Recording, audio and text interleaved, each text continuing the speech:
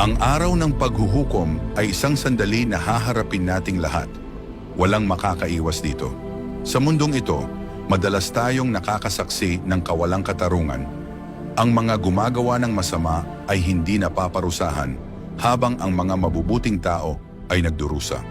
Marami ang nagtataka kung bakit hindi agad natatanggap ng mabuti at masama ang kanilang nararapat na gantimpala at kaparusahan. Ang sagot ay dahil hindi pa dumarating ang takdang panahon. Sa araw ng paghuhukom, makikita ng lahat ang katarungan ng Diyos. Tulad ng sinasabi sa Biblia, sapagkat dadalhin ng Diyos ang bawat gawa sa kahatulan, pati ng bawat kubling bagay, maging ito'y mabuti o maging ito'y masama. Hindi humahatol ang Diyos batay sa anyo, kayamanan o katayuan ng tao, kundi ayon sa mga ginawa at sinabi ng bawat isa.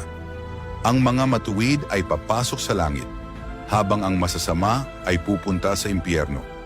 Gayunpaman, ang araw ng paghuhukom ay hindi upang magdulot ng takot, kundi upang paalalahanan tayo na magsisi.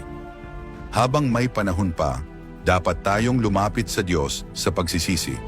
Ito lamang ang tanging daan patungo sa Kanyang kaharian. Handa ka bang magsisi agad?